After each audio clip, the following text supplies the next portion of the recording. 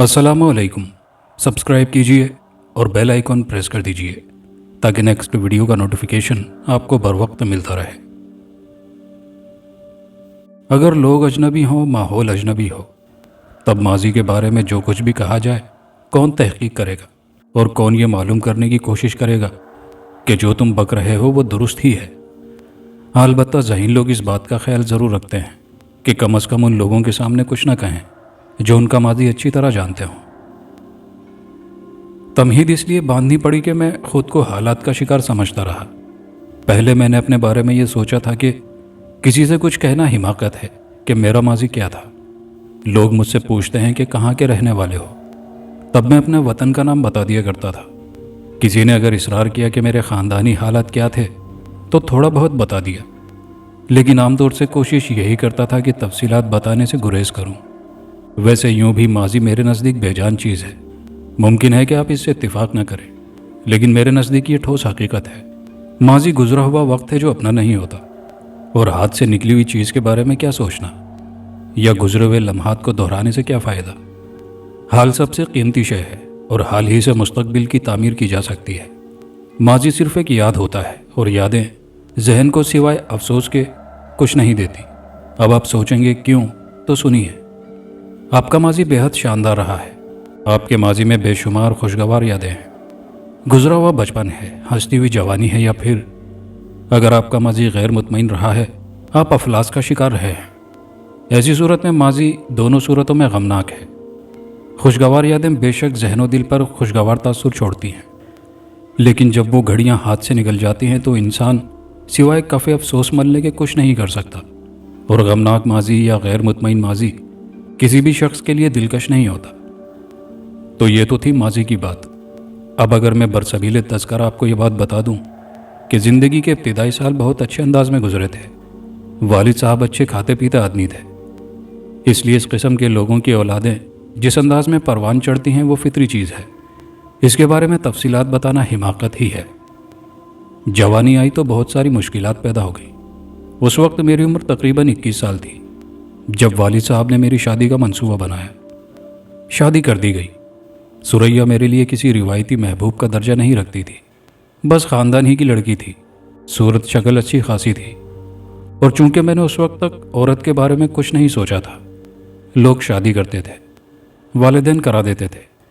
यही तरीक़ाकार था और यही रिवायत। चुनाचे मैंने भी शादी कर ली। हाँ, सुरैया के आने के बाद मेरे जहन में कुछ तब्दीलियाँ ज़रूर पैदा हुई। वो मुझे अच्छी लगने लगी। जाहिर है तन्हाइयों की साथी थी, हर दुख दर्द में शरीक, और यूं भी वो बहुत अच्छी औरत थी। चुनाचे वालिदैन की ख्वाहिश में मेरी पसंद भी शामिल हो गई। सुरैया के साथ शादी किए हुए 2 या 2.5 साल ही गुजरे थे कि अचानक हालात ने पलटा खाया। तक़सीम हिंद के फसादात शुरू हो गए और हमारा इलाका भी फसादात से महफूज न रह सका। जो लोग बचपन से लेकर अब तक मुझसे प्यार करते आए थे, जिनमें किसी को चाचा, किसी को ताऊ, किसी को मामू, किसी को मामा कहा करता था, वही छुरियाँ, नेज़े और तलवारें लेकर आ गए और कत्लो गारतगरी शुरू कर दी। न जाने कौन से जज्बे ने अपनी तमाम तर बातें भुला दी थी। मेरे वालिद को जिस शख्स ने कत्ल किया उसे मैं चाचा कहा करता था। हमेशा वो हमारे घर आता था और बहुत ही प्यार और मोहब्बत से मिलता था, और मेरे पूरे घर वालों से भी उसका रवैया बहुत ही खूब था। वो ख़ुद भी छोटा सा ज़मींदार था। अक्सर अपनी ज़मीनों से अनाज लेकर हमारे यहाँ आया करता था। हालांकि अल्लाह का दिया सब कुछ था, लेकिन हम उसे चाचा कहते थे। इसके लिए वालिद साहब का हुक्म था कि हमेशा उसकी अच्छे अंदाज में पजीराई की जाए, और यूं उसके जज्बात का मुकम्मल तौर पर ख्याल रखा जाता था। और फिर उसी ने मेरी निगाहों के सामने हिंदू मुस्लिम तासुब में सिमट कर मेरे वालिद साहब को कत्ल कर दिया। मुझे भी ज़ख्मी कर दिया गया था। जब मैं बेहोशी से होश में आया तो सुरैया मेरा सर अपने जानों पर रखे रो रही थी। मेरे सर पर पट्टी बंधी हुई थी। तब मैंने कराह कर सुरैया से पानी मांगा। सुरैया जल्दी से पानी भरकर गिलास ले आई। पानी पीने के बाद मेरे हवास कुछ बहाल हुए तो मैंने उस हमलावरों के बारे में पूछा। सुरैया ने बताया कि वो लोग आकर जा चुके हैं। खुद उसने एक गंदी नाली में छुपकर जान बचाई थी, जिसके निशानात उसके चेहरे और बदन पर मौजूद थे। मैं गम और गुस्से से पागल हो गया। तब मैंने अपने दीगर अजीज़ों के बारे में पूछा तो मालूम हुआ कि सब के सब शहीद हो चुके हैं। सिर्फ मैं बच गया था, जिसे वो लोग मुर्दा समझ कर ही छोड़ गए थे, वरना मुझे भी हलाक कर देते। ان حالات میں ذہن کی جو بھی کیفیت ہوتی کم تھی، لیکن سریا جیسی غم گسار عورت نے مجھے سہارا دیا۔ گھر میں کافی لوٹ مار کی گئی تھی، جو کچھ بچا تھا اسے سمیٹا اور دیگر لوگوں کی طرح اس طرف چل پڑے جو ہماری آخری پناہ گاہ تھی، یعنی پاکستان۔ پاکستان میں داخل ہونے کے بعد وحشت و بربریت کے ان پیکروں سے جان بچ گئی تھی، جنہوں نے سب کچھ بھلا دیا تھا، جن کے لیے انسان کا کوئی تصور نہیں رہا تھا۔ لیکن بہر صورت یہاں بھی زندگی بے حد کٹھن تھی۔ حالانکہ میں جس دور کی بات کر رہا ہوں اس دور میں مصوری کو کوئی اعلیٰ حیثیت حاصل نہیں تھی، لیکن زمیندار کے بیٹے کا شوق اس وقت پورا ہونا شروع ہو گیا تھا جس وقت اس نے شوق اظہار کیا تھا۔ ہاں، مجھے بچپن سے ہی فن مصوری سے دلچسپی تھی، چھوٹی موٹی تصویریں بنایا کرتا تھا۔ والد صاحب نے تصویریں دیکھیں، میرے ذوق کو سراہا اور میرے لیے باقاعدہ بندوبست کر دیا۔ ایک آرٹسٹ کو دلی بلوایا گیا تھا اور اسے باقاعدہ ملازمت دی گئی، اچھی خاصی رقم دی جاتی تھی اور وہ آرٹسٹ مجھے تصویر کشی سکھاتا تھا۔ یوں رنگوں اور برشوں کے کھیل میں تھوڑے عرصے میں کافی مہارت حاصل کر گیا، لیکن میں نے ذہن میں کبھی یہ سوچا بھی نہ تھا کہ یہ شوق کبھی پیشہ بن سکتا ہے۔ پاکستان آنے کے بعد حالات چونکہ بہت خراب تھے، جسم پر موجودہ لباس کے علاوہ کوئی ایسی خاص چیز نہیں تھی جس سے زندگی کا باقاعدہ آغاز کیا جا سکے۔ لیکن یہاں بھی سریا نے اپنی ذہانت اور محبت کا مظاہرہ کیا۔ اس نے بتایا کہ وہ اپنے زیورات یہاں تک لانے میں کامیاب ہو گئی ہے۔ گو ان زیورات کو یہاں تک لانے میں خاصی مشکلات کا سامنا کرنا پڑا تھا، لیکن زیورات دیکھ کر جو ڈھارس بندھی اس کے بارے میں کچھ بتا نہیں سکتا۔ یوں لگا تھا جیسے نئی زندگی مل گئی ہو۔ میں نے کبھی کسمہ پرسی کا دور نہیں دیکھا تھا، ہمیشہ خوشگوار طریقے سے زندگی گزاری تھی، لیکن یہاں آنے کے بعد یہ خیال ذہن میں ضرور پیدا ہوا تھا کہ سریا کو کیا کھلاؤں گا، خود کس طرح زندگی گزاروں گا۔ ظاہر ہے پاکستان ابھی خود بے حد پسماندہ تھا، اور ظاہر ہے وہ لوگ جو سن 1947 میں ہجرت کر کے پاکستان آئے تھے اس بارے میں سوچ سکتے تھے کہ اس وقت پاکستان اس قابل نہیں تھا کہ اس پر بوجھ بنا جائے۔ سریا کے زیورات میری آنکھوں میں چمک بن گئے اور پھر ہم نے بہت ہی احتیاط کے ساتھ زندگی کا آغاز کیا۔ چھوٹی سی جگہ ایک چھوٹا سا مکان لے لیا۔ ہم صرف 2 افراد تھے، ہمارے علاوہ اور کوئی تو تھا نہیں جو ہمیں بڑے مکان کی ضرورت ہوتی۔ اور پھر اس کے بعد ایک چھوٹی سی دکان کا بھی بندوبست کیا گیا۔ میں نے اور سریا نے زندگی گزارنے کے بے شمار پروگرام بنائے تھے، اور اب ہم ان پروگراموں پر قدم بقدم چلنا چاہتے تھے۔ ہم نے اس بات کا خیال رکھا تھا کہ ہمارے پاس کیا ہے اور ہم نے اسے کس طرح خرچ کرنا ہے۔ سریا ہی کے ایما پر میں نے اپنے دستکشی کے شوق کو پیشہ بنانے کا فیصلہ کر لیا۔ رنگ، برش اور کینوس خریدے گئے اور میں اپنی دکان میں بیٹھ کر مختلف تصویریں بنانے لگا۔ میری دکان پر موجود بورڈ پر پینٹر لکھا ہوا تھا۔ بے شمار تختیاں، پلیٹیں اور اس قسم کی چیزیں میرے پاس لکھنے کے لیے آتی اور مجھے اچھی خاصی آمدنی ہونے لگی۔ میں اور سریا خوش تھے۔ فن کے بارے میں لوگوں کا خیال تھا کہ میں یہاں تک محدود ہوں، لیکن ایک بار میں نے فرصت کے لمحات میں ایک تصویر بنائی اور وہ تصویر اپنی دکان میں سجا دی۔ منہ سے بولتی ہوئی جاندار تصویر جسے دیکھ کر راہ چلتے لوگ رک جایا کرتے تھے۔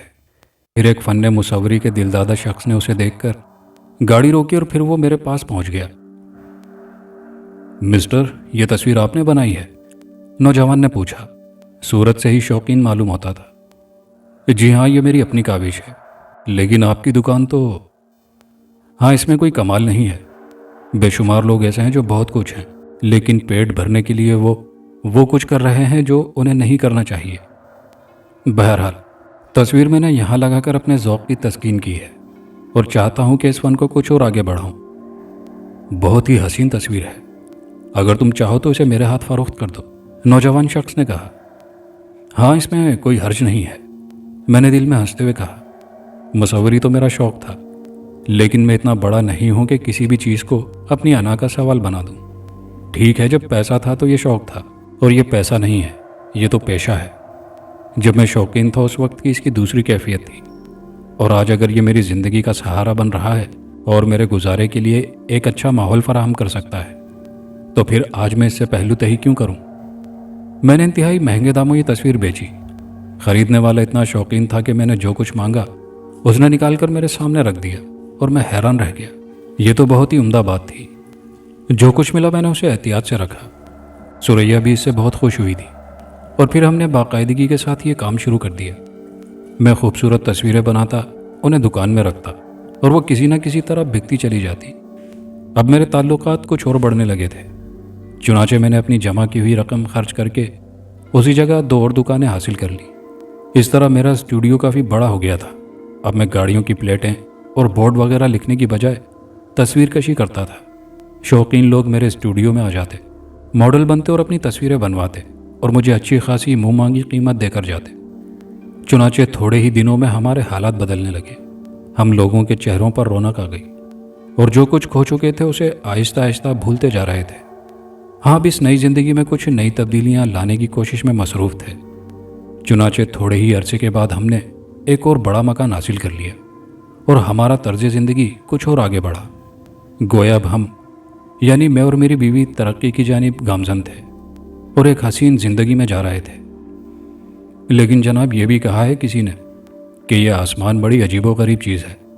میں نہیں سمجھتا کہ لوگ آسمان وغیرہ کے چکر میں کیوں پڑ گئے ہیں، لیکن کہا ضرور جاتا ہے، خواہ اس کی وجہ تسمیہ کچھ بھی ہو، لیکن میری سمجھ میں کچھ نہیں آیا۔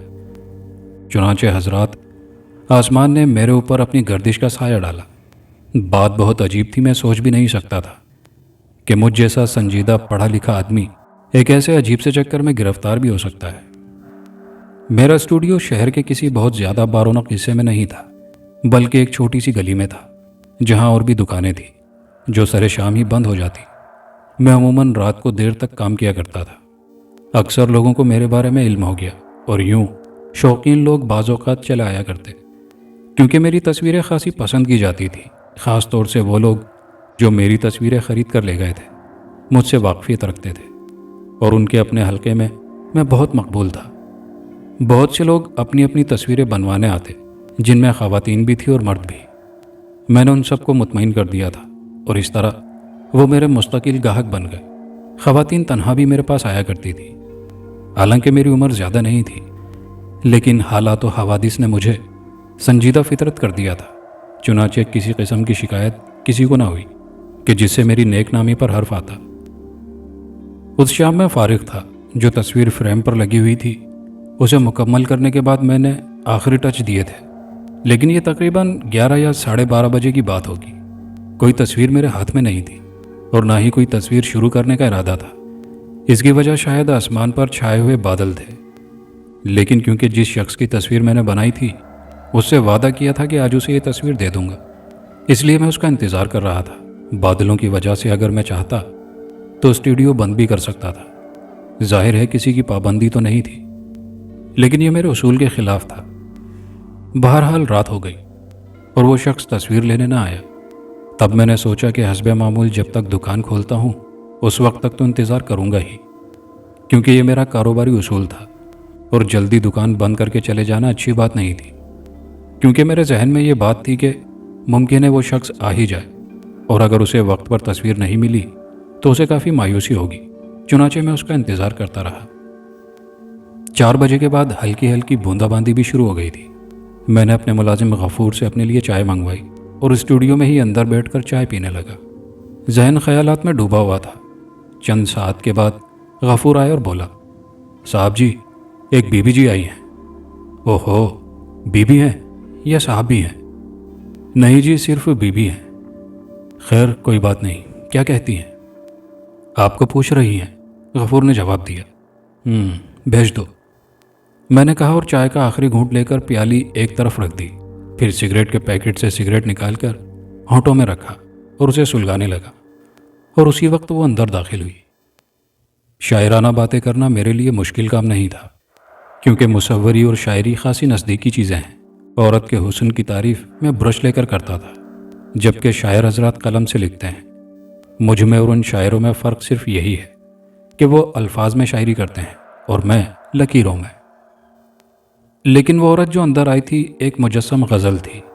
سلک کا سادہ سا لباس پہنے، بال کھولے ہوئے، مجموعی طور پر حسن و پاکیزگی کا ایک اعلیٰ شاہکار تھی، جس کی صورت سے ایک عجیب سی پراسرار کیفیت ٹپکتی تھی۔ ویسے میرے خیال کے مطابق وہ کسی اچھے گھرانے کی ہی تھی اور یقیناً کسی لمبی کار میں آئی ہوگی۔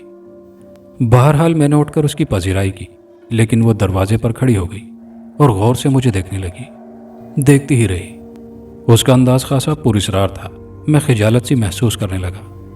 چند لمحے اس طرح گزر گئے، تب میں نے سکوت کو توڑتے ہوئے کہا، تشریف لائیے خاتون، آپ کس سوچ میں ڈوب گئی؟ ہاں، وہ چونک پڑی، پھر وہ آہستہ آہستہ آگے بڑھی۔ تب مجھے احساس ہوا کہ اس کی چال بھی بے حد عجیب ہے، کھوئی کھوئی مست سی چال، جیسے قدم نہ اٹھا رہی ہو، جیسے اس کے پاؤں میں اسکیٹنگ شوز باندھے ہوں یا پھر وہ ہوا میں تیر رہی ہو۔ آگے بڑھ کر وہ ایک جگہ پہنچی، میں نے اسے بیٹھنے کا اشارہ کیا، تب میں اس سے تھوڑے فاصلے پر ایک کرسی پر بیٹھ گیا۔ وہ مجھے اب بھی اسی انداز میں دیکھے جا رہی تھی، عجیب کھویا سا انداز تھا، آنکھیں میری جانب نگراں تھیں۔ اس کے اس عجیب سے رویے سے میں خاصا الجھ گیا تھا۔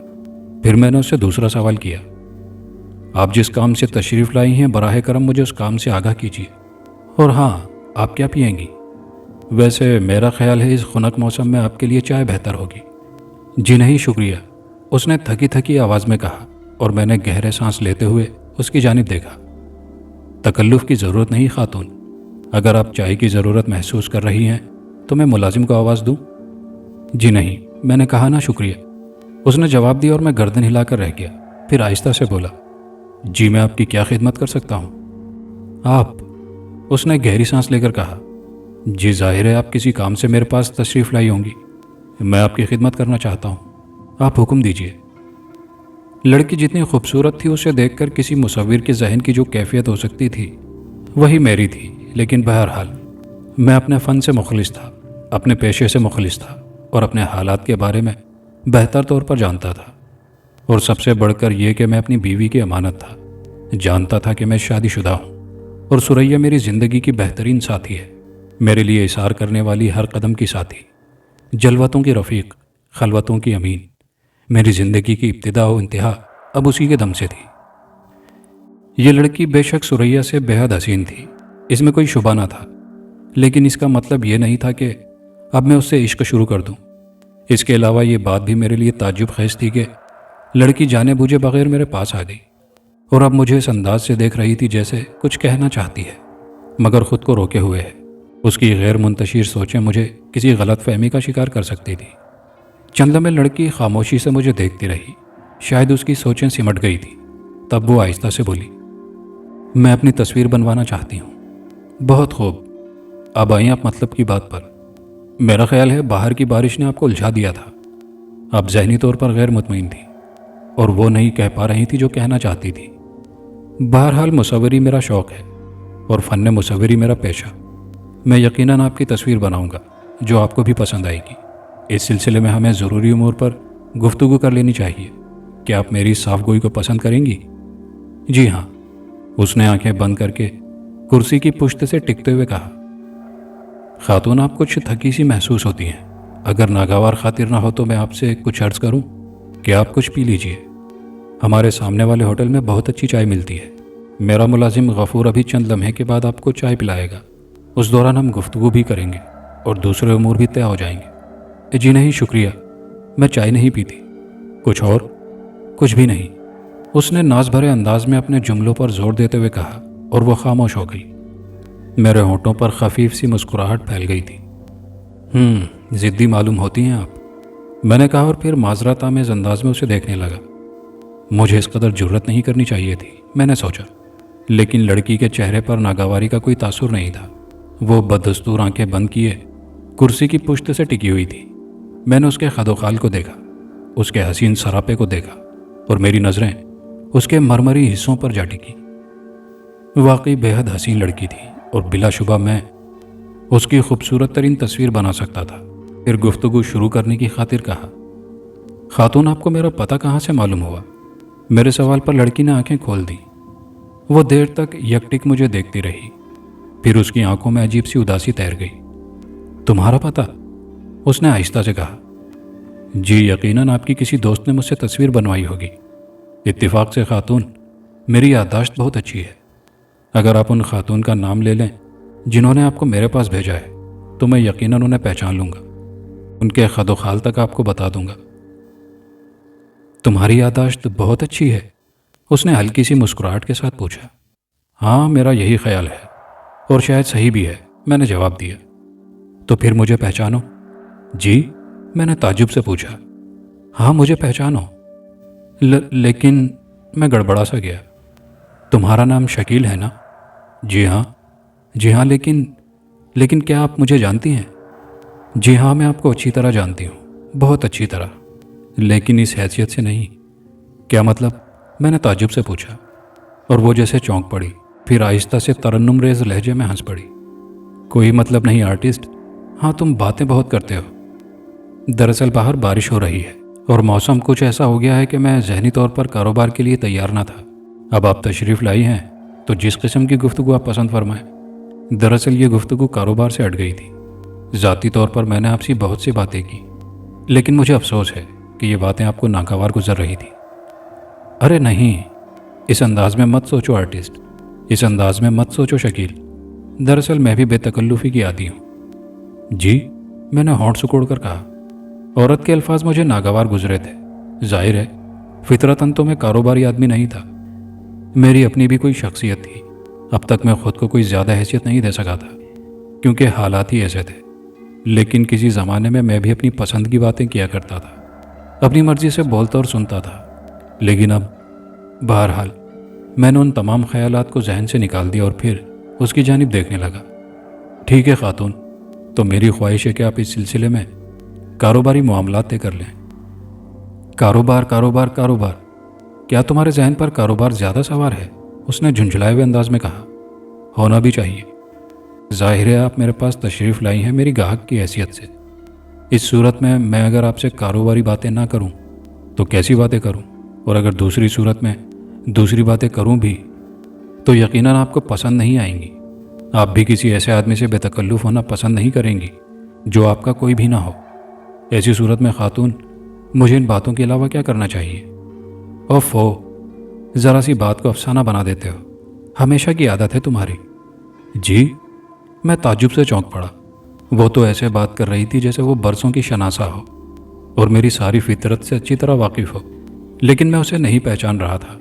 और फिर उसकी उम्र, सवाल ही नहीं पैदा होता था कि उसका मेरी ज़िंदगी से कोई ताल्लुक़ हो। वो बिल्कुल नौजवान थी। उसकी ज़्यादा से ज़्यादा उम्र 19 या 20 साल होगी, या मुमकिन है इससे कुछ ज़्यादा हो। खदोखाल से कोई ख़ास अंदाज़ा नहीं हो पा रहा था, लेकिन इसके बावजूद मैंने उसे नहीं देखा था। क्या आप मुझे ज़ाती तौर पर जानती हैं? हाँ, उसने जवाब दिया। और ये लम्हा मेरे लिए फिर चौंकने का था। मेरे जहन के किसी खाने में उस लड़की का तस्वुर कोशिश के बावजूद उभर ना पा रहा था। मैंने उसकी जानिब देखा। उसकी आंखों में अजीब सी कैफियत सिमट आई थी, और ये कैफियत फिर मुझे उलझन में मुब्तला करने लगी। मैं मुसव्विर था, चेहरों की लकीरों से, आंखों के रंगों से, होंठों की लर्जिश से, कानों की लोओं से, होंठ के हिलने के अंदाज से जज्बात की अक्कासी किया करता था। चुनाचे इन आंखों की कैफियत को मैं क्यों ना समझता। और ये कैफियत बड़ी हद तक उलझा देने वाली कैफियत थी। खुद सुपुर्दगी थी उस कैफियत में, दावत थी उस कैफियत में, जो मेरे लिए बज़ाहिर गैर पसंदीदा थी। उसकी आंखों के डोरे रंगीन हो रहे थे और चमकती हुई आंखों में प्यार का सा अंदाज था। मैं बौखला कर रह गया। दूसरे लम्हे मैं निगाहें नीचे कर चुका था। तब मैं आहिस्ता से बोला, आप तस्वीर कब बनवाएंगी? जब तुम बना दो, उसने जवाब दिया। देखिए खातून, मेरा तो पेशा ही यह है। मैं दूसरे लोगों की तरह अपने घर भी जा सकता था, लेकिन मेरे हालात मुझे इसकी इजाज़त नहीं देते। मैं इसलिए यहाँ बैठा हुआ था कि ग्राहक आए और मुझसे कारोबारी गुफ्तगू करे, ताकि मेरा कारोबार चले। जानती हैं क्यों? इसलिए कि मुझे ज़िंदा रहना है। और अब आप तशरीफ़ लाई हैं, आप हुक्म दें, मैं शुरू कर दूं। और हाँ, किस किस्म की तस्वीर बनवाएंगी आप, इसका फ़ैसला भी तुम खुद ही कर लो, उसने थके थके से अंदाज में कहा। जी बहुत बेहतर, तो बाकी मामलात? मैं उससे सवालात कर रहा था और वह बदस्तूर मुझे घूरे जा रही थी। उसने आंखें दोबारा खोल ली थी, अलबत्ता गर्दन कुर्सी की पुष्ट से बदस्तूर टिकी हुई थी। इस अंदाज में तकने से उसके दोनों होंठ खफीफ से खुल गए थे, जिससे दो दांत बाहर झांक रहे थे, और इस अंदाज में बड़ी ही दिलकश लग रही थी। लेकिन मैं उसे सिर्फ एक मुसव्विर की निगाह से देख रहा था, किसी आशिक की निगाह से नहीं, किसी ऐसे हवसज़दा मर्द की नज़र से नहीं जो औरतों को देखकर दीवाना हो जाया करते हैं। हाँ जनाब, मैं दावे से कह सकता हूँ कि औरत को देखकर जिनसी फितरत मेरे अंदर कभी नहीं उभरी। सुरैया बहरहाल मेरे लिए भरपूर औरत थी, और मैं उसके अलावा किसी और को इस अंदाज में नहीं देख सकता था। थोड़ी देर के बाद वो खुद ही संभल कर बैठ गई और बोली, माफ़ करना मुसव्विर, मैंने तुम्हें तकलीफ़ दी। दरअसल तुम्हारा सोचना ही दुरुस्त है। बाहर के मौसम ने और तुम्हारी इस स्टूडियो की ख्वाबनाक सी फिज़ा ने मुझे बड़ा मुतासिर कर दिया था और मेरे अंदर इज़्मेहलाल सा पैदा हो गया था। बहरहाल अब मैं ठीक हूँ। हाँ, तो तुम एक तस्वीर बनाने का क्या मुआवजा लेते हो? खातून, जाहिर है आप शौकीन फ़न के कदरदान भी होते हैं। अगर मेरी बनाई हुई तस्वीर आपको पसंद आ जाए तो आपके हालात आपको जिस कदर भी इजाज़त दें आप मुझे मुआवजा अदा कर दीजिएगा। अलबत्ता मैं पहले से मुआवजे का तयन नहीं करूँगा। मैंने कहा, आप तकल्लुफ़ से काम ले रहे हैं मुसव्विर?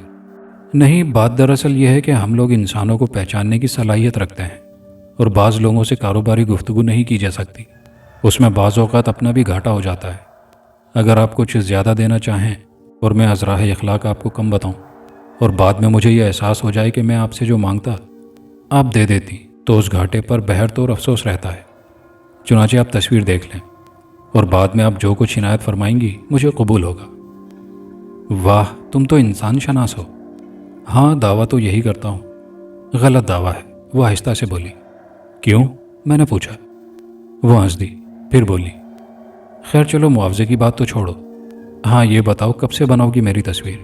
वो मेरी बात को साफ टाल गई थी। जब आप हुक्म दें। कल से। जी बेहतर, कल से बनाना शुरू कर दूंगा। हाँ, मैं अपने रजिस्टर में आपका नाम दर्ज कर लूँ? जी हाँ, तब ठीक है। आप मुझे वक्त बता दें जिस वक्त आप तशरीफ़ लाएं, मैं उस वक्त में आपको बुक कर लूँ। पूरा दिन काम करते हो? उसने सवाल किया। हाँ, बाज़ औक़ात जब काम ज़्यादा होता है। फ़र्ज़ करो मैं रोज़ाना तुम्हारे पास 1 घंटे के लिए आया करूँ, तो क्या तुम्हारे कारोबारी मामले में कोई हर्ज होगा? बिल्कुल नहीं। ज़ाहिर है वो घंटा आपके लिए मखसूस होगा। कितने दिन में बन जाएगी मेरी तस्वीर? बस ज़्यादा से ज़्यादा 1 हफ़्ता लग जाएगा। गोया 1 हफ़्ता, 8 घंटे। मुझे तुम्हारे साथ सिर्फ 8 घंटे मिलेंगे। उसके बाद मैं क्या करूँगी? जी, मैं समझा नहीं। ठीक है मुसव्विर, तो फिर कल कोई वक्त तय कर लो। हाँ, क्या ये मुमकिन है कि मैं किसी मखसूस वक्त पर तुम्हारे पास ना आया करूँ? हाँ, जब मुझे फुर्सत ना हो तो मैं औकात बदल लूँ। खातून, ये मुनासिब तो ना होगा। वैसे मैं आपको एक पेशकश भी कर सकता हूँ। मैंने कहा, क्या?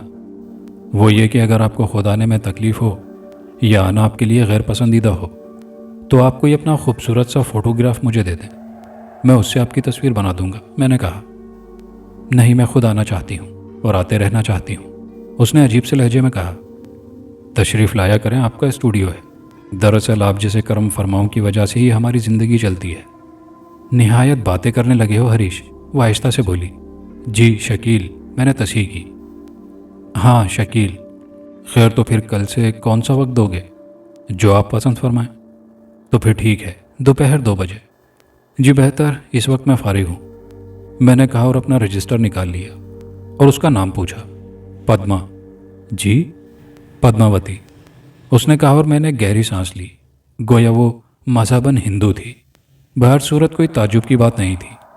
पाकिस्तान में अब भी बेशुमार हिंदू मौजूद थे और बड़े अच्छे अंदाज में ज़िंदगी गुजार रहे थे। जाहिर है ये भी उनका वतन था। ये लोग यहाँ रहते हैं और इस लिहाज से ज़िंदगी की आसाइशें हासिल करना इनके लिए भी ज़रूरी है और मेरे नज़दीक ये कोई ताज्जुब की बात नहीं थी कि वो हिंदू है। बहरहाल मैंने उसका नाम लिखा और थोड़ी देर के बाद मैंने उससे उसके बाप का नाम पूछा तो उसने कहा, जाने दें, इससे आपको क्या लेना है। ठीक है पद्मावती, मैंने आपका नाम दर्ज कर लिया है, कल से आप तशरीफ़ ले आया करें। मैंने कहा, बहुत अच्छा। गोया तुम्हारा मकसद है कि मैं जाऊं? जी नहीं, बैठें। लेकिन खाली बैठना तो मुझे अच्छा नहीं लगता। अगर आप चाय पी लेती तो चाय के दौरान कुछ गुफ्तगू हो जाती। नहीं, बस अब मैं जाऊंगी, उसने आहिस्ता से कहा और उठ खड़ी हुई। फिर उसने अपना पर्स खोला और 100 के नोटों की एक गड्डी निकालकर मेरे सामने डाल दी। 10,000। मैंने फटी फटी निगाहों से नोटों की तरफ देखा। आज तक मेरी जो सबसे महंगी तस्वीर बिकी थी वो 3,000 की थी। जो तस्वीर मैंने बनाई थी वो 500 से लेकर 2,000 तक की थी, लेकिन ये 10,000 मेरे लिए बड़े ताज्जुब खेज थे। मैं अपने आप को उस दौर से हटकर कोई फरिश्ता साबित करने की कोशिश नहीं करूँगा। जो कुछ बीता है, जो कुछ जहन में है, जो कुछ सोचता था, वो सब कमोबेश आपके सामने पेश करूँगा। 10,000 की ये गड्डी मेरे हाथों में आ गई। मेरे पूरे बदन में लर्जिश थी। मैं इंतहाई कोशिश करके उस लर्जिश को छुपा रहा था, लेकिन मेरे दिल में मुसर्रतों के सोते उबल रहे थे। तब मैंने आहिस्ता से कहा, ये रकम? हाँ, इसे बतौर एडवांस कबूल कर लो। और बाकी तस्वीर मुकम्मल होने के बाद उसने कहा, और आप यकीन करें मेरी टांगें बेकार होने लगी। गोया इसके बाद भी कुछ मिलने की उम्मीद थी। मुमकिन था ये किसी बहुत बड़े आदमी की बेटी हो और अपनी खुशी से दे रही थी, तो फिर मुझे कबूल कर लेना चाहिए था। अगर बाद में वापस मांगा तो वापस भी दिया जा सकता है। हालांकि ये कारोबारी उसूल के खिलाफ था। जाहिर है मैंने तो उससे नहीं मांगा था और सिर्फ अपने मकसद की बात की थी। और अगर वो मुझे इतनी बड़ी रकम देने पर तैयार थी तो मैं उसे क्या कह सकता था। बहरहाल मैंने नोटों की गड्डी जेब में रख ली। और फिर ये कैसे मुमकिन था कि मैं उसे छोड़ने तक बाहर ना आता। बारिश अब रुक चुकी थी। हल्की हल्की बूंदें कभी कभी आसमान से टपक पड़ती थी, लेकिन मैंने देखा कि बाहर कोई कार नहीं है। उसने आहिस्ता से मेरी जानिब देखा और अलविदाई नज़रों से देखती हुई आगे बढ़ गई। मैं ताज्जुब से उसको देखता रहा था। भला ये भी कोई पूछने की बात थी कि खातून आपकी गाड़ी कहाँ है, या मैं आपके लिए टैक्सी वगैरह का बंदोबस्त कर दूं। ये तो हद से आगे बढ़ने वाली बात थी और मैं हद से आगे बढ़ना पसंद नहीं करता था। उसकी निगाहों से जो कुछ मैंने महसूस किया था वो अब मेरे जहन में खलिश बनकर चिपका हुआ था। वो सीधी जाती रही और थोड़ी देर बाद मेरी निगाहों से ओझल हो गई। मैं जल्दी से अंदर आ गया था। उसका प्यार भरा अंदाज, उसकी अपनाइयत आमेज गुफ्तगू मेरे जहन में भर आई। बहरहाल मैंने अपने सर को झटका और कुर्सी पर गिरकर गहरी गहरी सांसें लेने लगा। जो कुछ हुआ था वो मेरे लिए ताज्जुब खेज था। लड़की बिलाशुबा पुरस्रार थी, लेकिन मुझे उसकी पुरस्रारियत से क्या वास्ता। वो तो मुझे 10,000 रुपये की रकम दे गई थी और ये रकम मेरी ज़िंदगी बदलने के लिए काफ़ी थी। ठीक है कि हालात इतने बुरे न रहे थे। मैं महीने में 5-6 हज़ार आराम से कमा लिया करता था, अक्सर तो इससे भी ज़्यादा हो जाता था। चुनाचे ज़िंदगी बेहतरी की तरफ गामजन थी। ये 10,000 और उसके बाद आहा, मेरा दिल खुशी से झूम उठा। अगर ऐसे ही कुछ करम फरमा और मिल जाए तो मेरा ख्याल है मैं अपनी ज़िंदगी फिर हासिल कर लूँगा। सुरैया की किस्मत जाग उठेगी और हम दोनों बहुत खूबसूरत से मकान में ज़िंदगी बसर करने के काबिल हो जाएंगे। हाँ, मुमकिन हो सका तो एक छोटी सी कार भी खरीदी जाएगी जिसमें मैं शाम को सुरैया को बिठाकर शहर के मुख्तलिफ इलाकों की सैर कराया करूँगा। मैंने तसव्वुर में बहुत सारे ख्वाब देख डाले। अब दुकान में बैठने की भी हिम्मत न रही थी। उस रकम को हजम करना मुश्किल हो रहा था और फिर बार बार ये तसव्वुर भी आ रहा था कि इसके बाद वो रकम भी मिलेगी। चुनाचे मैंने कारोबारी उसूल को बालाए ताक रखा और जल्दी जल्दी दुकान बंद करने लगा। सुरैया ने इतनी बड़ी रकम देखी तो वो भी खुशी से दीवानी हो गई थी। मैंने उसे तफसील बताई, लेकिन ज़रा सी रद्दोबदल करके। मैंने उस हसीन लड़की का तज़किरा ज़रूर किया, लेकिन उसके अंदाज के बारे में कुछ ना बताया। जाहिर है सुरैया भी औरत थी और मैं भी इतना नातजर्बेकार नहीं था कि उसके जहन में किसी शक व शुबे को जन्म देता, जबकि औरत बजाते खुद ही बहुत शक्की होती है। चुनाचे उसने मुस्कुराकर मेरी जानिब देखते हुए कहा, कहीं कोई और मामला तो नहीं है? क्या मतलब? मैं चौंक पड़ा। क्या समझते हो खुद को? मेरी आंखों से देखो, अब भी बहुत सी निसार होने को तैयार होंगी। ये क्या टेंटे लगा रखी है सुरैया? बजाय इसके कि तुम रकम देखकर खुशी का इजहार करो, तुम इस किस्म की बातें कर रही हो। मैंने किसी कदर बुरा मानने वाले अंदाज में कहा। अरे अरे, आप बुरा क्यों मान रहे हैं? इसमें तो आपकी तारीफ का ही पहलू है। नहीं, मुझे ऐसी तारीफ नहीं चाहिए। मेरे सामने अगर कोई आसमान से हूर भी उतर आए तो मैं उसे निगाह भर ना देखूं। क्या समझती हैं आप मुझे? मेरा अपना भी तो कोई किरदार है। मैं जानती हूँ शकील, मजाक कर रही थी, इसमें आप बुरा मान गए। सुरैया ने प्यार भरे लहजे में कहा। जी नहीं, मैं तो आपको आजमा रहा था। अच्छा सुरैया, एक बात तो बताओ, अगर मेरी ज़िंदगी में कोई ऐसी औरत दाखिल हो जाए तो तुम क्या करोगी? कुछ नहीं करूँगी शकील। मेरा शकील है ही इतना शकील कि हर कोई उसे चाह सकता है, सुरैया ने प्यार भरे लहजे में कहा। लेकिन मुझे बामे सुरैया पर पहुंचाने वाली सुरैया ही थी और इसके अलावा मुझे किसी की चाहत की फुर्सत नहीं है। मैंने उसे बाहों में भरकर कहा और सुरैया हंसने लगी। बहरहाल वो दिन हमारे लिए काफ़ी खुशी का दिन था। बल्कि एक तरह से तो मैं ये कहूँगा कि अब्र रहमत वाकई मेरे लिए अब्र रहमत बनकर आया था, जो इतना अच्छा गाहक मिल गया। लेकिन रात को जब सुरैया सो गई तो मैंने उस लड़की पर गौर किया। सुरैया की सोच एक हकीकत भी रखती थी।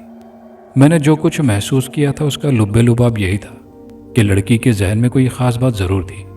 मुमकिन है कि वो कोई ऐसी बिगड़ी हुई रईसज़ादी हो जिसके नज़दीक 5-10 हज़ार रुपये खर्च कर देना कोई बात ना हो।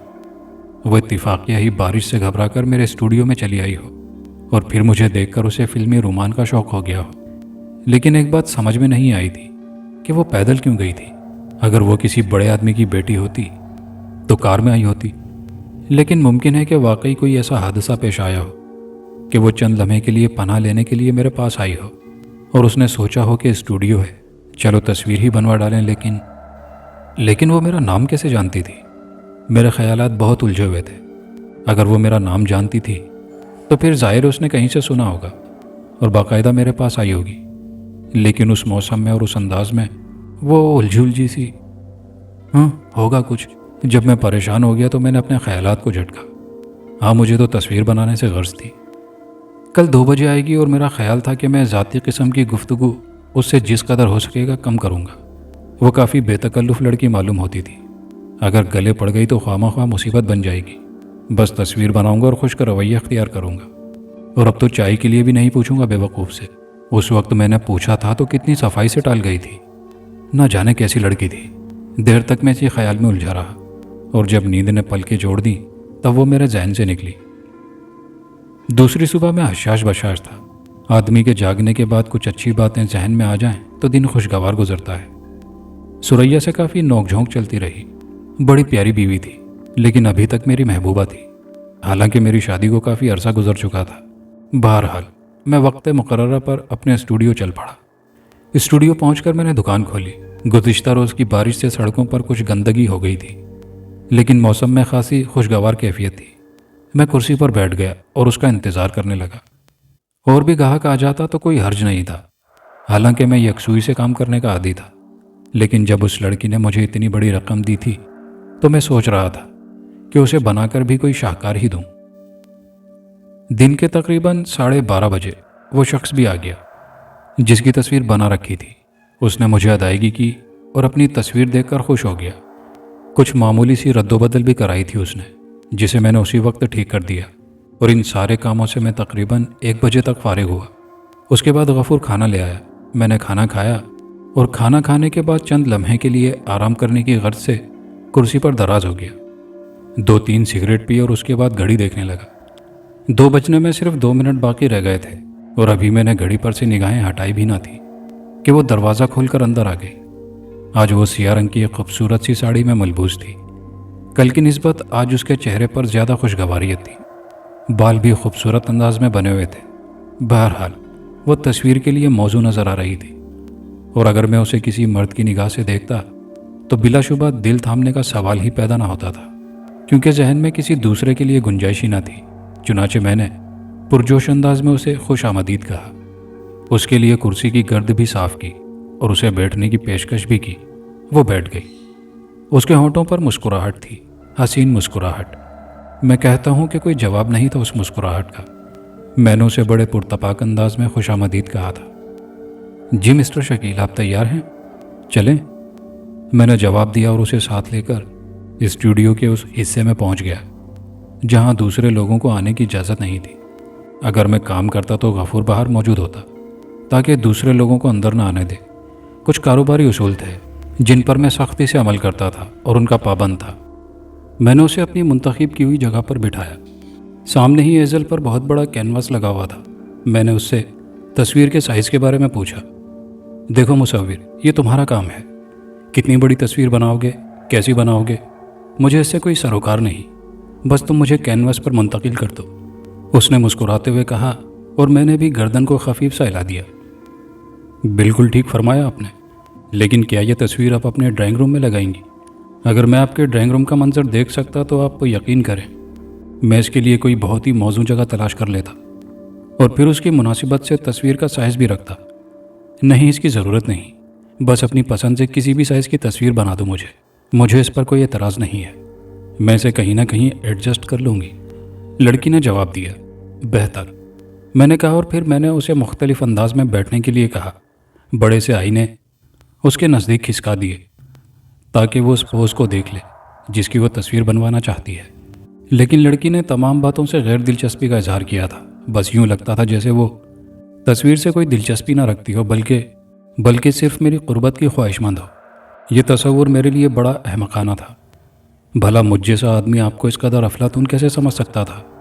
روزی کمانے کے لیے دن رات محنت کرنا پڑتی تھی، اور سوچتا کہ کسی ایسی لڑکی کے لیے جو مجھے ایک تصویر کی قیمت 10,000 سے زیادہ ادا کرنے کا ارادہ رکھتی ہو، ایسی لڑکی سے عشق کا تصور بھی نہیں کیا جا سکتا، چاہے وہ کنواری ہی کیوں نہ ہو۔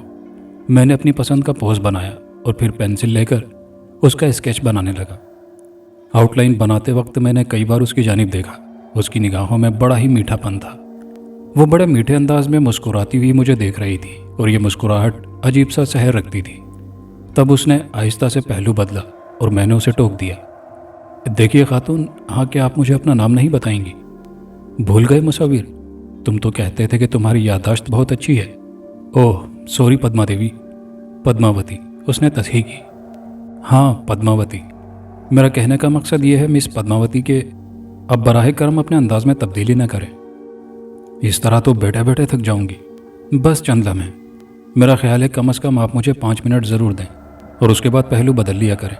5 منٹ میں کام کروں گا اور اس کے بعد 10 منٹ آپ کو آرام کرنے کی اجازت ہوگی۔ ٹھیک، اس نے مجھ سے تعاون کرتے ہوئے کہا، اور میں اس کا ادھورا اسکیچ مکمل کرنے لگا۔ پھر وہ 5 منٹ اس انداز میں پوز دیتی رہی جیسا کہ میں نے اسے بتایا تھا، اور میرا ہاتھ تیزی سے کینوس پر چلتا رہا۔ میں اسے لکیروں میں منتقل کر رہا تھا۔ کافی دیر تک میں اس کی تصویر بناتا رہا، اور اس دوران میں نے صاف محسوس کیا کہ بلا شبہ اسے تصویر سے کوئی دلچسپی نہیں ہے، بس وہ مجھ سے باتیں کرنے کی خواہش مند تھی۔ پھر ٹھیک 3 بجے میں نے اس سے معذرت چاہی۔ مس پدماوتی، مجھے افسوس ہے، مجھے ابھی دوسرے گاہکوں کو بھی ٹریس کرنا ہے، اور اب آپ سے کل ملاقات ہوگی۔ بڑے ہی کاروباری ہو گئے ہو، اس نے پیار بھرے انداز میں کہا اور چلی گئی۔ اس کے جانے کے بعد میں اسے بھول گیا تھا۔ جس بورڈ پر میں نے کینوس لگایا ہوا تھا اسے میں نے محفوظ کر لیا اور دوسرے کاموں میں مصروف ہو گیا۔ اس شام کو میرے ذہن میں کوئی خاص بات نہیں تھی۔ سریا کے ساتھ کافی دیر تک گپ شپ ہوتی رہی۔ رات ہوئی، سو گیا۔ دوسرے دن کا کام حسب معمول تھا۔ ٹھیک 2 بجے وہ پہنچ گئی، اور پھر یہ روز کا معمول بن گیا۔ اسے آتے ہوئے 5واں دن تھا۔ تصویر تیزی سے مکمل ہو رہی تھی۔ میں اس کا اسکیچ تقریباً مکمل کر چکا تھا، اب صرف اسے رنگ دینا تھے۔ میں نے اسے اسکیچ دکھایا اور اس نے پسندیدگی کا اظہار کرتے ہوئے کہا، میں نہیں جانتی کہ فن مصوری کیا ہے، اور میں یہ بھی نہیں جانتی کہ تم نے ان لکیروں کا کھیل کیوں اپنا لیا ہے، لیکن پھر بھی جو کچھ تم بناؤ گے وہ اچھا ہی ہوگا۔ یہ تو تمہاری فطرت ہے ہریش، اس نے آہستہ سے کہا، اور میں چونک پڑا تھا۔ تب میں نے کہا، مس پدما، آپ اس سے پہلے بھی مجھے ایک بار ہریش کہہ چکی ہیں۔ میں نے تعجب خیز لہجے میں پوچھا۔ ہاں، ابھی کچھ نہیں بتاؤں گی، پہلے میری تصویر مکمل کر لو۔ کیوں، کوئی خاص بات ہے کیا؟ میں نے سوال کیا، اور وہ خاموشی سے مجھے دیکھتی رہی۔ پھر اس نے اپنی کلائی میں بندھی ہوئی گھڑی میں وقت دیکھا اور مسکراتے ہوئے بولی، 3 بج گئے ہیں، اب مجھے چلنا چاہیے۔ اور اس کے بعد وہ میرے جواب کا انتظار کیے بغیر واپسی کے لیے مڑ گئی۔ اس کے جانے کے بعد میں اسے پیچھے سے دیکھتا رہا۔ کیا یہ لڑکی کسی غلط فہمی کا شکار ہے؟ میں نے سوچا۔ ہندو ہے، اور ہاں ہریش بھی تو ہندو نام ہی ہے، لیکن اس نے مجھے ہریش کہہ کر کے مخاطب کیا۔ ممکن ہے اس کا کوئی دوست، ساتھی، عزیز رشتہ دار میری شکل سے ملتا جلتا ہو۔ اوہ، یہ وجہ ہو سکتی ہے۔ وہ تصویر بنوانے میں اتنی دلچسپی نہیں رکھتی، بس میرے پاس آتی ہے، مجھ سے باتیں کرتی ہے، انوکھی باتیں جن کا کوئی سر پاؤں نہیں ہوتا، لیکن وہ 1 گھنٹہ بڑی ہنسی خوشی گزارتی ہے۔ ہاں، کبھی کبھی مغموم بھی ہو جاتی ہے۔ ممکن ہے اس کے ساتھ کوئی ایسا حادثہ ہوا ہو، ممکن ہے اس کا کوئی قریبی عزیز، کوئی دوست اس سے بچھڑ گیا ہو اور وہ میری شکل میں اسے دیکھنے آ جاتی ہو۔ ممکن ہے اس کا نام ہریش ہی ہو۔ بہرحال احتیاط شرط ہوتی ہے۔ چنانچہ سریا سے میں نے اس بارے میں کوئی ذکر نہیں کیا، حالانکہ میں ساری باتیں اسے بتا دیا کرتا تھا، لیکن اگر یہ بات اسے بتا دیتا تو یقینی طور پر سریا پریشانیوں کا شکار ہو جاتی، اور میں یہ نہیں چاہتا تھا کہ ایک بے مقصد بات پر میری پیاری بیوی پریشانیوں کا شکار ہو جائے۔ 8ویں دن حسب وعدہ میں نے اس کی تصویر مکمل کر دی۔ میرے پاس کچھ اور نامکمل تصویریں بھی تھیں جو اس دوران میں نے مختلف لوگوں کے لیے شروع کی تھی۔ کچھ اور لوگ بھی تھے جن کا میں کام کر رہا تھا، لیکن میں وقت پر کام کرنے کا عادی تھا۔ اس دن میں نے اس کی تصویر کو آخری رنگ دیا۔ اب مجھے اس کی ضرورت بھی نہیں تھی، اور اس کے لیے میں نے اسے کہہ بھی دیا۔ اس کے باوجود وہ آتی رہتی اور مجھے تصویر بناتے ہوئے دیکھتی رہتی۔ کئی بار اس نے مجھ سے عجیب سوالات کیے۔ تم اس تصویر کو جو رنگ دے رہے ہو، کیا اس کا تمہارے ذہن میں کوئی تعلق ہے مصور؟ اس نے سوال کیا۔ ظاہر ہے گہرا تعلق ہے، میں نے جواب دیا۔ یعنی خاتون، میری خواہش ہے کہ میں اسے ایک ایسی تصویر بنا کر آپ کو پیش کروں جس کا کوئی ثانی نہ ہو، اس لیے میں اس میں خوبصورت سے خوبصورت رنگ بھرنا چاہتا ہوں۔ اوہ، تو کیا صرف اس تصور نے تمہیں اتنی حسین تصویر بنانے پر مجبور کر دیا ہے؟ اس نے پوچھا۔ ظاہر ہے یہ میرا فن ہے۔ میں سمجھی تھی کچھ اور۔ کیا مطلب؟ تم ان رنگوں کو اپنے دل میں سجا رہے ہو؟ آپ اس بات سے تو انکار نہیں کر سکتی۔ ظاہر ہے جس چیز سے دل نہ لگایا جائے وہ کبھی من پسند نہیں بن سکتی۔ ٹھیک ہے، اس دوران ایک بار بھی تمہیں میری صورت یاد نہیں آتی؟ اس بار اس نے ایک انوکھا سوال کیا۔ کیا مطلب؟ تم مجھے مستقل دیکھتے رہے ہو ہریش۔ پدما دیوی، کیا آپ مجھے یہ بات نہیں بتائیں گی کہ آپ بار بار مجھے ہریش کہہ کر کیوں مخاطب کرتی ہیں؟ اس بات کا اس نے کوئی جواب نہیں دیا تھا، بس مسکرا کر رہ گئی تھی اور پھر اس دن بھی چلی گئی۔ تصویر قطعی طور پر مکمل ہو چکی تھی۔ میں نے اسے بورڈ سے اتار دیا اور پیک کر کے رکھ دیا۔ دوسرے دن وہ آئی اور حسب معمول مسکراتی ہوئی اندر داخل ہو گئی۔ میں نے بھی مسکرا کر اس کا استقبال کیا۔ تب اس نے مسکراتے ہوئے بورڈ کی جانب دیکھا اور چونک کر بولی، ارے میری تصویر کہاں گئی یہاں سے؟ مکمل ہو گئی، میں نے جواب دیا۔ تو تم نے اسے کینوس بورڈ سے اتار دیا؟ ہاں، ظاہر ہے۔ کیوں بھائی، مکمل تصویر کو لگانے سے کیا فائدہ؟ وہ بے خیالی کے انداز میں بولی، جسے میں محسوس کیے بغیر نہ رہ سکا۔ کیا آپ اسے لے نہیں جائیں گی؟ کہاں ہے؟ اس نے میرے سوال کا جواب دیے بغیر کہا اور میں پیک شدہ تصویر اٹھا لایا۔ میں نے تصویر کھول کر اس کی نگاہوں کے سامنے کر دی اور وہ تصویر دیکھنے کی بجائے میری صورت دیکھنے لگی۔ آج اس کے چہرے پر عجیب سی سنجیدگی چھائی ہوئی تھی۔ پھر اس نے بھاری لہجے میں کہا، گویا یہ تصویر مکمل ہو گئی؟ ہاں، آپ دیکھیں، اگر اس میں کوئی خامی رہ گئی ہے تو مجھے بتا دیں، میں مکمل کر دوں گا۔ ہاں، اس تصویر میں ایک بہت بڑی خامی ہے، اس نے سنجیدگی سے کہا اور میں سوالیہ انداز میں اس کی جانب دیکھنے لگا۔ جی فرمائیے۔ میرا خیال ہے کہ اگر آپ اس کی نشاندہی کر دیں تو میں آپ کی شکایت دور کر سکتا ہوں۔ اس تصویر میں سب سے بڑی خامی یہ ہے کہ یہ تمہیں میرا ماضی یاد نہیں دلا سکی۔ اس نے جواب دیا۔ میرا ماضی؟ ہاں۔ کون سا ماضی؟ میں نے تعجب سے پوچھا۔ وہ ماضی جو تمہارے ذہن سے اوجھل ہے، وہ ماضی جو تمہارے پچھلے جنم کی یاد ہے۔ خاتون، آپ کیا کہہ رہی ہیں؟ ٹھیک کہہ رہی ہوں ہریش، بالکل ٹھیک کہہ رہی ہوں، وہ جذباتی لہجے میں بولی۔ میں نے یہ تصویر صرف اس لیے بنوائی تھی کہ تمہیں میرا ماضی یاد دلاؤں، تم اس کے بارے میں سوچو، یہ خد و خال تمہارے ذہن میں ابھریں اور تمہیں میں یاد آ جاؤں۔ لیکن افسوس صد افسوس، تمہارا ذہن سو چکا ہے۔ تمہارے ذہن پر اتنی گرد جمی ہوئی ہے کہ تم سو چکے ہو۔ جاگو، میں کہتی ہوں جاگو، مجھے اس تصویر سے کوئی دلچسپی نہیں ہے۔ میں صرف تمہیں جگانا چاہتی تھی۔ کیا تم کبھی نہیں جاگو گے؟ کیا تم خود کو بیدار نہیں کرو گے؟ ہریش، سوچو، میں کہتی ہوں کچھ تو سوچنے کی کوشش کرو، وہ جذباتی لہجے میں بولی۔ پدما دیوی، نہ جانے آپ کیسی باتیں کر رہی ہیں، میں تو آپ کی ایک بات بھی نہیں سمجھ سکا۔ اوہ ٹھہرو، اس نے آہستہ سے کہا اور ایک کرسی پر بیٹھ کر آنکھیں بند کر لی۔ پھر میری طرف دیکھ کر بولی، تو تمہیں کبھی کچھ یاد نہیں آئے گا؟ آپ مجھے کیا یاد دلانا چاہتی ہیں؟ یہ آج تک میری سمجھ میں نہیں آیا، میں نے کسی قدر جھنجھلا کر کہا۔ ہاں، اس نے گہری سانس لی، میں تمہیں صرف یہ یاد دلانا چاہتی ہوں کہ تم کبھی ہریش تھے۔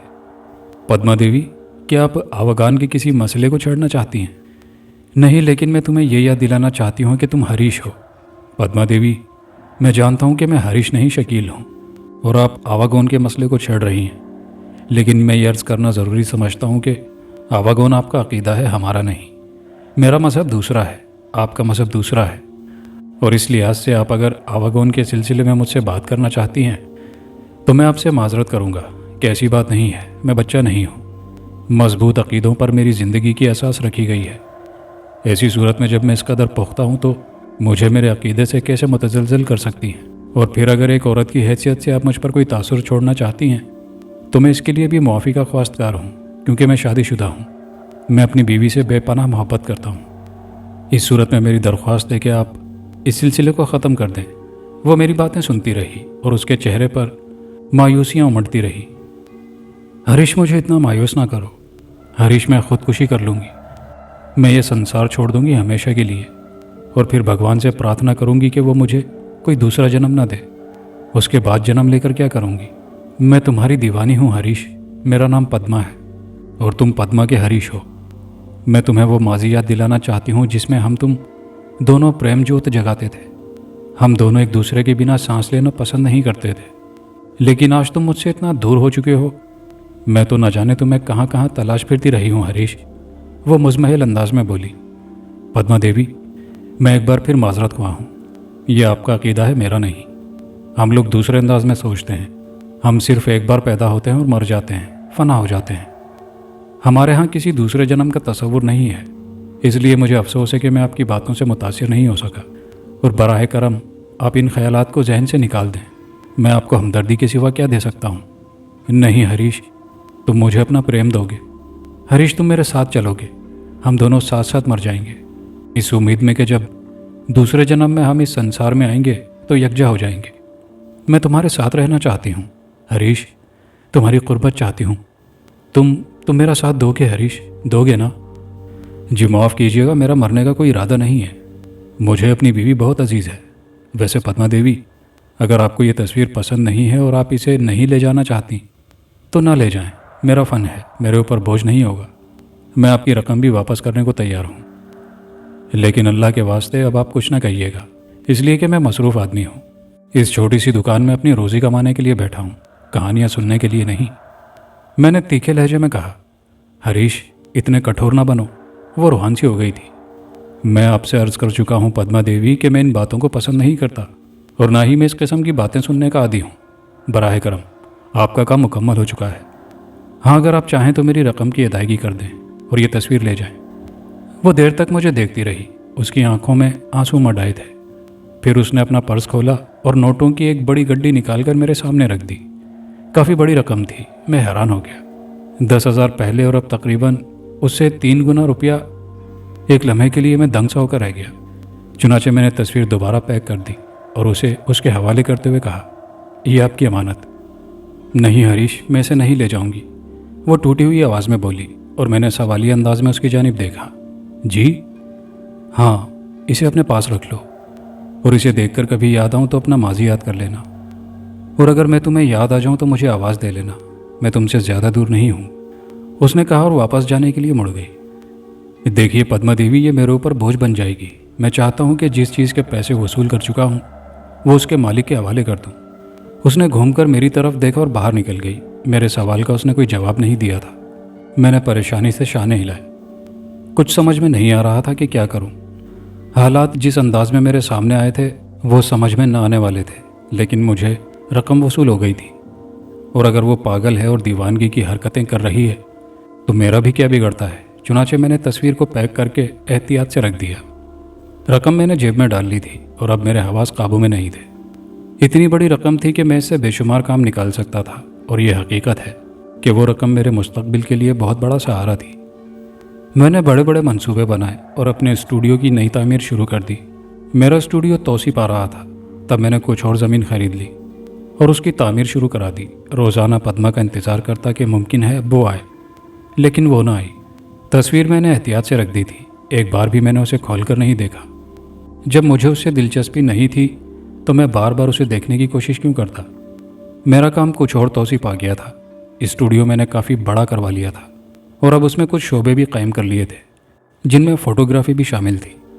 इस तरह मेरा कारोबार वसअत पाने लगा। बिलाशुबा इसमें पद्मा की एनात भी शामिल थी, लेकिन वो लड़की जो कुछ चाहती थी मैं वो नहीं कर सकता था। अलबत्ता जब मुझे उसका ख्याल आता था तो मैं सख्त हैरान हो जाया करता। वाक़ये के तकरीबन 6 माह बाद एक शाम जब मैं स्टूडियो के कमरे में बैठा था तो किसी ने बेल बजाई और चपड़ासी ने अंदर झांका। साहब, एक बीबी जी मिलने आई है, उसने कहा। भेज दो, मैंने जवाब दिया, और चंद लम्हे के बाद वो एक खूबसूरत साड़ी में मलबूस अंदर आ गई। नामुमकिन मैं पद्मा को ना पहचान सकता, अलबत्ता इतने दिन के बाद उसे देखकर मुझे हैरत हुई थी। अंदर आकर खड़ी हो गई। तशरीफ़ रखिए। पहचानी भी नहीं, वो कुर्सी पर बैठ गई। क्यों नहीं, पर तुम्हारे लहजे में इतनी अजनबियत है। आपका एहसास है पद्मा देवी, वरना ऐसी कोई बात नहीं। पूरे 6 महीने हो गए। हाँ, आपकी अमानत मेरे पास मौजूद है। तुमने उसे फिर कभी देखा? इतनी मसरूफियत है कि फुर्सत ही नहीं मिलती। बड़े कठोर हो, लेकिन क्या ये मेरे साथ अन्याय नहीं है? नहीं। क्यों? इसलिए कि रोज़े वली मैंने आपको बताया था कि मैं आपके जज्बात की पजीराई नहीं कर सकता। मेरे अपने मसाइल हैं, लेकिन ये मेरा अपमान है। मैंने तुम्हें मौका दिया था। इस बार उसका लहजा बदला हुआ था। ज़बरदस्ती तो कोई किसी को प्यार नहीं कर सकता। तुमने मेरे बारे में कभी सोचा ही नहीं। میں تو خود بھی یہ بات آپ کو بتا چکا ہوں۔ یہ نہ بھولو حریش کہ میں اپنے اپمان کا بدلہ بھی لے سکتی ہوں۔ براہ کرم آپ مجھے پریشان نہ کریں۔ مان جاؤ حریش، مجھے غصہ نہ دلاؤ۔ خاتون، میرا وقت بہت قیمتی ہے، میں چاہتا ہوں آپ اپنی امانت لے جائیں۔ اگر میرے لیے کوئی اور خدمت ہو تو ٹھیک ہے، میں جا رہی ہوں، لیکن میں تمہیں محبت کرنے پر مجبور کروں گی۔ میں تمہیں سب کچھ یاد دلا دوں گی۔ اب میری آن کا سوال ہے۔ میں تیار ہوں۔ تو سنو مصور، تم ایک مصور کی حیثیت سے خاصی شہرت پا چکے ہو، لیکن اب تمہاری شہرت گمنامی کے گڑھوں میں پڑ جائے گی۔ سنو، تم تصویر ضرور بناؤ گے، لیکن آج کے بعد تم صرف میری تصویر بناؤ گے، صرف میری۔ اس نے کہا اور باہر نکل گئی۔ میں استہزائی انداز میں مسکرانے لگا۔ نہ جانے کیا سمجھتی ہے خود کو احمق کہیں کی، لیکن ذہن بھی تھوڑا سا مقدر ضرور تھا۔ اور اس کے بعد جو کچھ ہوا وہ واقعی پریشان کن تھا۔ ایک بہت بڑے سیٹ صاحب کی صاحبزادی اپنا اسکیچ بنوانے تشریف لائی۔ بہت بڑی اسامی تھی، بڑی رقم کی پیشکش کی گئی اور میں کام کرنے کے لیے تیار ہو گیا۔ اس کا نام عظمیٰ تھا۔ پہلے دن میں نے اس کا پینسل اسکیچ بنایا اور اس سے پوری طرح مطمئن ہو گیا۔ دوسرے دن میں نے باقی کام شروع کر دیا، کوئی خاص بات نہیں تھی۔ تیسرے دن خاتون کا کام ختم ہو گیا اور میں نے اپنا کام شروع کر دیا، لیکن کوئی غیر معمولی بات نہیں ہوئی۔ اور پھر 5 دن کی مسلسل محنت کے بعد میں نے اس شاہکار کو آخری ٹچ دیتے ہوئے اپنے کام سے فارغ ہو گیا۔ مکمل طور سے مطمئن ہونے کے بعد میں نے تصویر کو ڈھک دیا اور فون پر عظمیٰ سے کہا اس کی تصویر تیار ہے۔ عظمیٰ بڑی دلچسپی اور اشتیاق سے آئی تھی۔ اس کے ساتھ اس کی 3 سہیلیاں بھی تھیں۔ عظمیٰ نے ان سے میرا تعارف کرایا اور میرے لیے 3 اور آرڈر بک ہو گئے۔ میں نے ان کی خاطر مدارات کی۔ عظمیٰ نے کہا شکیل صاحب، اب براہ کرم اشتیاق نہ بڑھائیں، تصویر دکھائیں۔ جی تشریف لائیے، میں نے جواب دیا اور عظمیٰ اور اس کی سہیلیوں کو لیے اندر گیا۔ تب میں نے کینوس سے پردہ اٹھایا اور میں خود نروس ہو گیا۔ یہ وہ تصویر نہیں تھی جو میں نے تیار کی تھی، یہ تو پدما کی شکل تھی۔ پدما جو عظمیٰ کے بدن پر سوار طنزی انداز میں مسکرا رہی تھی۔ میرا سر چکرا گیا۔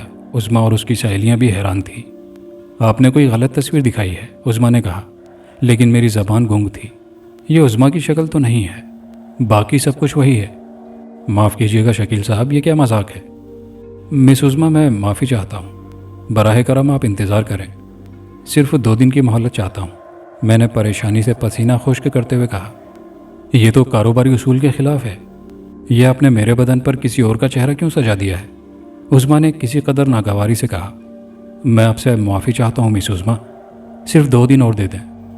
بہتر ہے، اگر آپ فرمائیں تو میں حاضر ہو جاؤں۔ ممکن ہے میرے خد و خال آپ کو یاد نہ رہیں، عظمیٰ نے کہا۔ یہ بہتر ہوگا کہ کل آپ تشریف لے آئیں، میں نے کہا اور وہ چلی گئی اور میں سر پکڑ کر بیٹھ گیا۔ یہ کیا ہوا؟ یہ اچھا نہیں ہوا۔ بہرحال 2 دن اسٹوڈیو میں ہی گزارے۔ عظمیٰ حسب وعدہ آئی۔ میں نے صرف اس کا چہرہ تیار کیا تھا اور پھر دن بھر مصروف رہا تھا۔ آخر فنیشنگ کرنے کے بعد میں نے اس پر مطمئن نظر ڈالی۔ دوسری تصویر قریبی تھی۔ پھر میں سو گیا اور عظمیٰ حسب وعدہ پہنچ گئی۔ میں نے خوفزدہ نگاہوں سے تصویر کو دیکھا اور پھر عظمیٰ کے پاس آ گیا۔ تشریف لائیے، میں نے کہا، اور عظمیٰ اندر آ گئی، لیکن اندر قدم رکھتے ہی مجھے زور کا چکر آ گیا۔ چہرہ پھر بدل گیا تھا۔ عظمیٰ نے مجھ سے کیا کہا میں نے کچھ نہیں سنا تھا، بس بے جان سا ہو کر کرسی پر بیٹھ گیا۔ بہرحال اس کے بعد عظمیٰ تیار نہ ہوئی۔ اس کا ایڈوانس واپس کرنا پڑا۔ اس کی سہیلیوں کے آرڈر بھی کینسل ہو گئے اور اس کے بعد میری بربادی کا دور شروع ہو گیا۔ کوئی بھی تصویر بنائی اس میں پدما نمایاں ہو جاتی۔ بات صرف زنانہ تصویر کی نہیں تھی، کئی مردوں نے بھی تصویریں بنوائی، ان کی بھی ایسی ہی کیفیت ہوئی۔ کئی بار جھگڑے تک نوبت آ گئی۔ مجھے پدما کے وجود سے نفرت ہو گئی۔ اسٹوڈیو میں مکھیاں بھن بھنانے لگیں۔ اب کوئی ادھر کا رخ نہیں کرتا تھا۔ مجھے پدما کا انگ لگ گیا تھا۔ حالات جس انداز میں بنے تھے اسی رفتار سے بگڑنے لگے۔ کوئی کام ہی نہیں آتا تھا۔ اشتہاری کمپنیوں کے لیے کام کیا لیکن وہی ایک چہرہ۔ ایک آرڈر منظور ہو گیا، اس کے بعد جواب مل گیا، بڑی کسمہ پرسی کا عالم ہو گیا تھا۔ اس دوران ایک نمائش لگی، مجھے بھی دعوت دی گئی۔ مقابلے کا معاملہ تھا۔ دل تو نہیں چاہتا تھا لیکن بہرحال ایک تصویر بنائی۔ اس تصویر میں نے اپنا انتقام سمو دیا تھا۔ میں نے ایک کوڑ بدن بھکاری کی تصویر بنائی جسے دیکھ کر گھن آتی تھی، جس کا بدن جگہ جگہ سے اوریاں تھا، لیکن اس پر چہرہ پدما کا سجایا۔ جتنی تذلیل میں اس کی کر سکتا تھا کی، اور اس کے بعد اس تصویر کو نمائش میں بھیج دیا۔ 25,000 روپے کا ایوارڈ اس تصویر کو ملا تھا اور اس وقت یہ رقم میری زندگی کے لیے بہت بڑا سہارا بن گئی۔ मैंने नए सिरे से दूसरा कारोबार कर लिया, स्टूडियो बंद कर दिया था। इस कारोबार ने मेरी हालत फिर बेहतर कर दी, लेकिन ये इसराफ भी पद्मा की तस्वीर से हुआ था। लेकिन मुझे पद्मा से बेइंतहा नफरत हो गई थी। वो मेरे फ़न की कातिल थी। उसी दौरान सुरैया हामला हो गई और फिर 9 माह बाद उसने एक खूबसूरत बच्ची को जन्म दिया और मर गई। सुरैया की मौत मेरे लिए एक ऐसा सानेहा थी जो नाकाबिले बर्दाश्त था। मैं दीवाना हो गया। मेरा तो कोई नहीं था सारी दुनिया में, सिर्फ सुरैया थी। लेकिन अब मैं तन्हा हो गया। बहुत अरसे के बाद एतदाल पर आ सका। इस दौरान मैंने अपनी बच्ची की सूरत भी नहीं देखी थी। वह मुलाजमा के हाथों परवरिश पा रही थी। पहली बार मैंने उसे देखा। एक बार फिर मेरा दिल खून हो गया। यह सख्त सदमा था। मेरी बच्ची का नाम ना जाने किसने अजरा रख दिया था। हूबहू पद्मा की सूरत थी और मेरे जहन में अंगारे भर गए।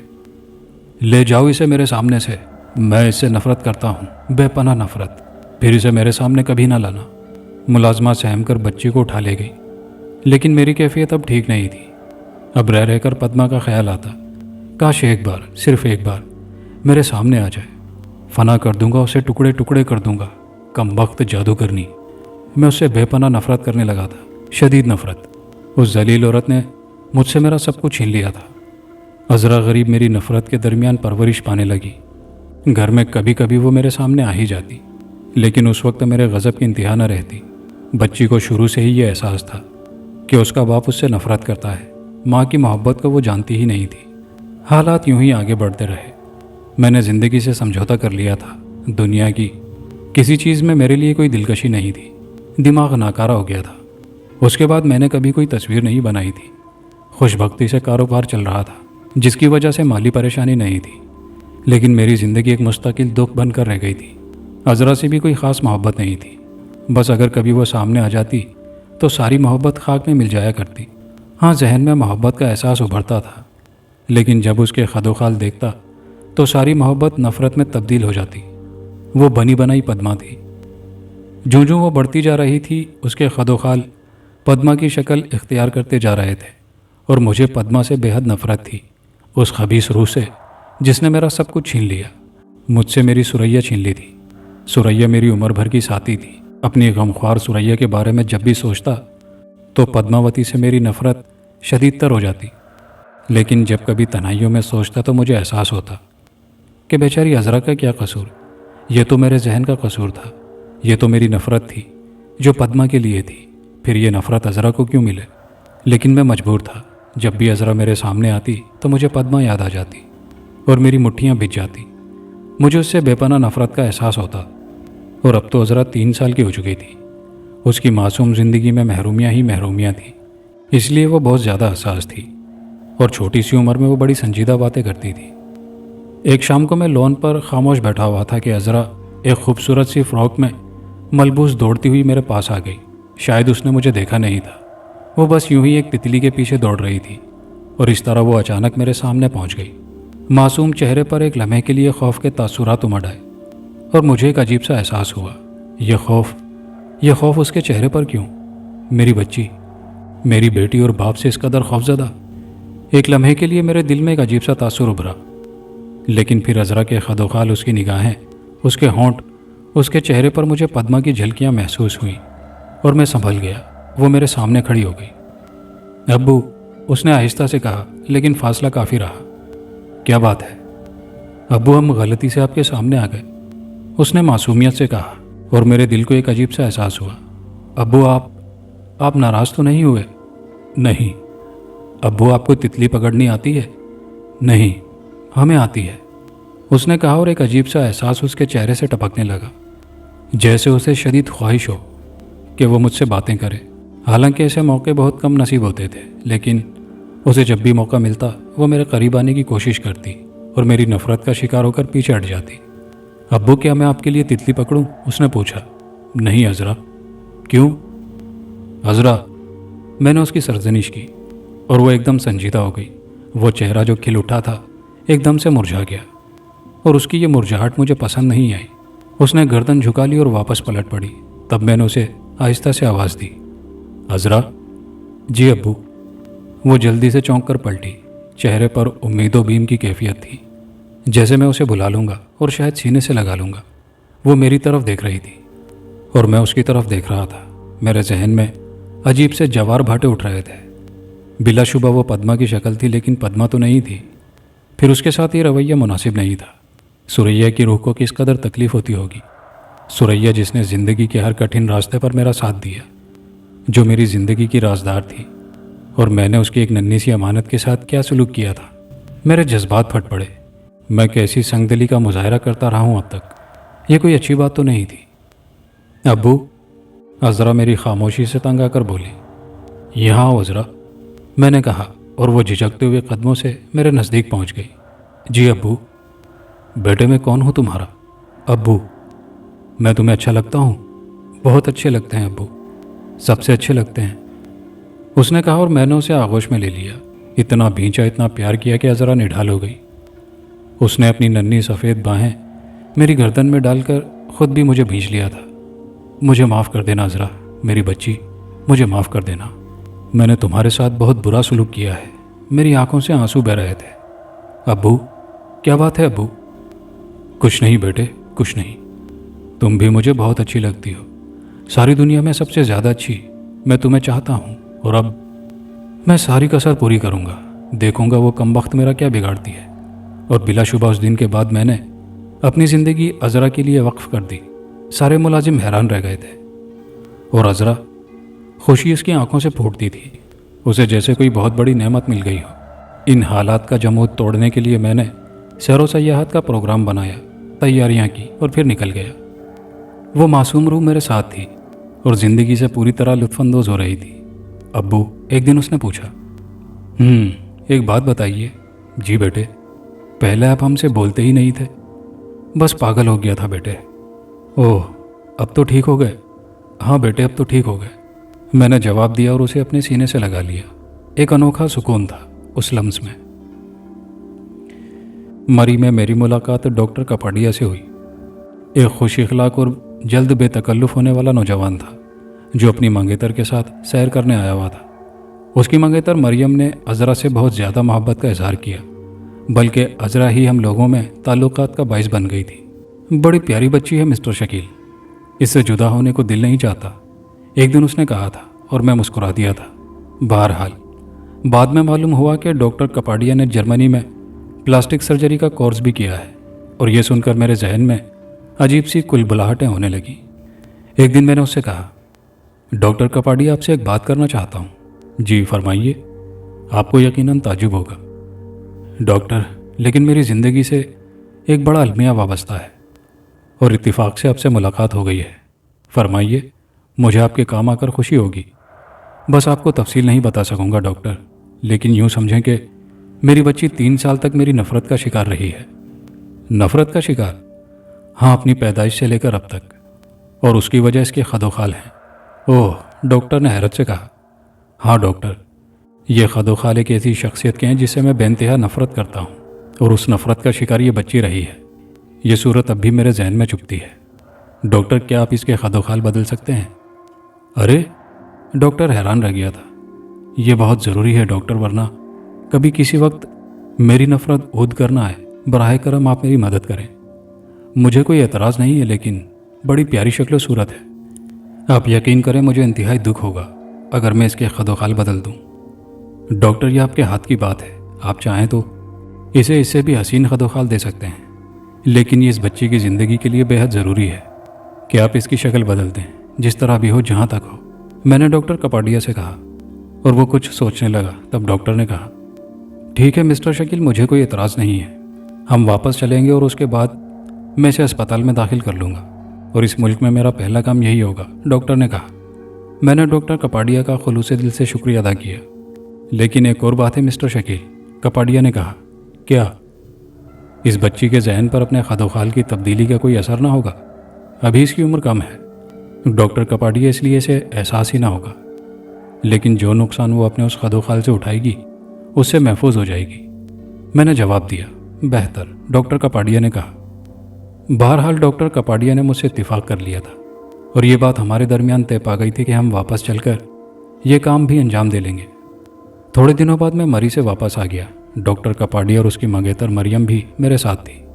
मरियम ने भी इस बात पर हैरानी का इजहार किया था कि बच्ची बहुत खूबसूरत है, खद व खाल बदलने से कहीं बदसूरत ही ना हो जाए। लेकिन डॉक्टर कपाड़िया ने कहा था कि मैं इसे पहले से भी ज़्यादा खूबसूरत बना दूंगा।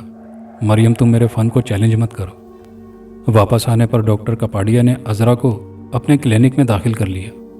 वो उसकी प्लास्टिक सर्जरी में मसरूफ़ हो गया था और मुझे अज़रा का शदीद एहसास था, क्योंकि वो बहुत छोटी थी। मासूम बच्ची को इतनी तकलीफ़ मेरी वजह से उठाना पड़ रही थी, लेकिन ये उसकी ज़िंदगी के लिए बहुत ज़रूरी था और मेरे लिए भी बहुत ज़रूरी था।